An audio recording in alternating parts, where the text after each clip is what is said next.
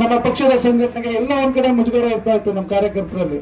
ಗೋಪಾಲ ಸ್ವಾಮಿ office, ಪುಟ್ಟಗೌಡರ office, Deepu office ಅಂತ ಯಾವಾಗ್ಲೂ ಒಂಥರ ಸಿಎಂ ಬಂದಾಗ ಕಚೇರಿ ಉದ್ಘಾಟನೆ ಆಗಿದ್ದು ಒಂದು ತಪ್ಪುಗಳಾಗಿತ್ತು.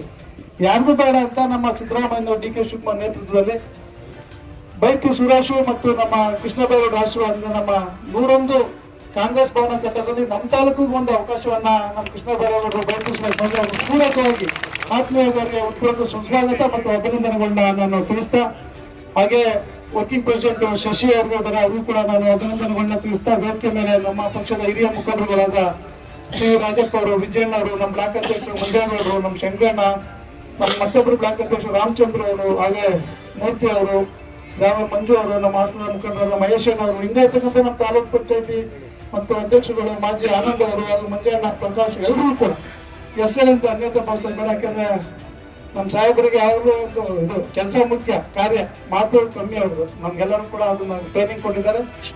ನಮ್ಮ ತಾಲೂಕಿಗೆ ಪ್ರಥಮವಾಗಿ ನಮ್ಗೆ ರಾಜಕೀಯವಾಗಿ ಅವರು ಕೂಡ ಡಿ ಕೆ ಶಿವಕುಮಾರ್ ನಮ್ಗೆ ಆಶೀರ್ವಾದ ನೀಡಿದ್ರೆ, ಜಿಲ್ಲಾ ಪಂಚಾಯತಿ ಚುನಾವಣೆ ನಡೆದಂತ ಸಂದರ್ಭದಲ್ಲಿ ನನ್ನ ಸಹೋದರ ಮತ್ತು ನಂಜುಂಡಪ್ಪ ಇಬ್ಬರು ಗೆಲ್ಲಕ್ಕೆ ಇಡೀ ಜಿಲ್ಲೆಯಲ್ಲಿ 2 ಗೆದ್ದಾಗ ಕೃಷ್ಣ ಬೈರೇಗೌಡ 2 ಕ್ಷೇತ್ರಕ್ಕೆ ಎನ್ಒಸಿ ಬಂದಿದ್ರು, ಒಂದು ಗೆಲ್ಲಿ ಒಂದು ಜಾಗರು.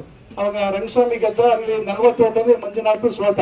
ಅದು ಒಂದು ಯುವಶಕ್ತಿಯನ್ನ ಕಟ್ತಕ್ಕಂಥ ಕೆಲಸವನ್ನ ನಾವಿರ್ಬೋದು, ದೀಪು ಇರ್ಬೋದು, ಅವ್ರ ಕೈ ಕೆಳಗೆ ಕೆಲಸ ಮಾಡಿರ್ತಕ್ಕಂಥದ್ದು.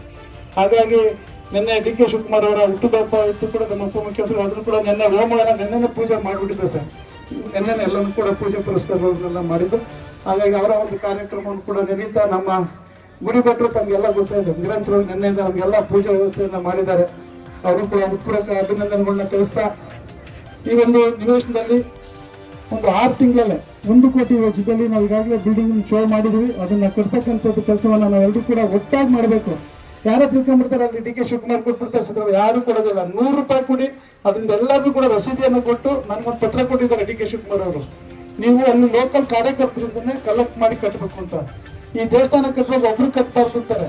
ನಾನು ಸಂಪೂರ್ಣ ಇದ್ರ ಜವಾಬ್ದಾರಿ ಹೊತ್ಕೊಳ್ತಾ ಇದ್ದೀನಿ. ಹಾಗಾಗಿ 1 ಕೋಟಿ ವೆಚ್ಚದಲ್ಲಿ 6 ತಿಂಗಳಲ್ಲಿ ಒಂದು ಅಂತಿಮವಾಗಿ ಒಂದು ಫ್ಲೋರ್ ಆದ್ರೂ ಮುಗಿಸೋಂಥ ಕೆಲಸವನ್ನ ನಾವೆಲ್ಲರೂ ಕೂಡ ಒಗ್ಗಟ್ಟಾಗಿ ಮಾಡೋಣ. ದಯವಿಟ್ಟು ಎಲ್ಲರೂ ಸಹಕಾರ ನೀಡ್ತೀರಲ್ಲ. 100 ರೂಪಾಯಿ ಮೇಲೆ ಎಷ್ಟಾದ್ರೂ ಕೊಡ್ಬೋದು, ನಿಮ್ಮ ಇಷ್ಟ. ನನ್ನ ರಘು ಮೇಲೆ ಹೇಳ್ತಾ ಇದ್ದೆ, ಇಲ್ಲ ನಾನು 5,000 ಕೊಡ್ತೀನಿ ಎಂದು.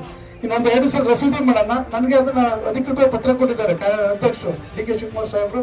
ನೀವು ಅಲ್ಲೇ ಲೋಕಲಲ್ಲಿ ಕಟ್ಟಬೇಕು, ಇಲ್ಲಿ ನಾನಿದ್ದೀನಿ ದುಡ್ಡು ಕಳಿಸ್ತಪ್ಪ ಅಂತ ನಿಮಗೆ ಶ್ರಮ ಇರಬೇಕು, ಪ್ರತಿ ಊರಿಗೂ ಹೋಗಬೇಕು, ಪ್ರತಿ ಮನೆ ಭೇಟಿ ಮಾಡಬೇಕು ಅನ್ನೋ ಒಂದು ಆಶೀರ್ವಾದದಿಂದ ಹೇಳಿದ್ದಾರೆ. ಹಾಗಾಗಿ ಮಾಡ್ತಕ್ಕಂಥ ಕೆಲಸ ಮಾಡೋಣ. 5 ಗ್ಯಾರಂಟಿ ಜೊತೆಗೆ ಮತ್ತೊಂದು ಅಂದ್ರೆ ನಮ್ಮ ಕೃಷ್ಣ ಬೈರೇಗೌಡ ಈ ರಾಜ್ಯಕ್ಕೆ ಭೂಮಿ ಎಲ್ಲರಿಗೂ ಸಿಗ್ತಕ್ಕಂಥದ್ದು, ರೈತರನ್ನ ಕಾಪಾಡ್ತಕ್ಕಂಥ ಕೆಲಸ ಮಾಡೋದೇ 6ನೇ ಗ್ಯಾರಂಟಿ. ಈಗಾಗಲೇ ಮೇ 20ಕ್ಕೆ ತುಮಕೂರಿನಲ್ಲಿ ಒಂದು ಕೆಲಸ ಮಾಡ್ತಕ್ಕಂಥದ್ದು ಹೊರಟಿದ್ದಾರೆ. ಈಗಾಗಲೇ ಹಾಸನದಲ್ಲಿ ಕಳೆದ 4 ತಿಂಗಳ ಪತ್ರ ಮತ್ತು ಖಾತವನ್ನ ಪೋಡಿಯನ್ನ ಮಾಡ್ತಕ್ಕಂಥ ಕೆಲಸ ಸಂಪೂರ್ಣ ಅವ್ರ ಬಾಯಲ್ಲಿ ನಾವು ಕೇಳೋಣ. ಯಾಕೆಂದ್ರೆ ಇವತ್ತೆಲ್ಲಿ ಇಡೀ ರಾಜ್ಯ ಸಫರ್ ಆಗ್ತಾ ಇತ್ತು, ಅಂತ ಒಂದು ಸಂದರ್ಭದಲ್ಲಿ ನಮ್ಗೆ ಸಂಪೂರ್ಣವಾಗಿ ಕೆಲಸವನ್ನ ಮಾಡಿ ಅಮೃತತ್ವಾಯ ಧೀಮಸೇ ಜನಿಷ್ಯಮಾನಾಂ ಚ ಅಮೃತೆ ಪ್ರತ್ಯೇವ ತಿಷ್ಠಿತಾ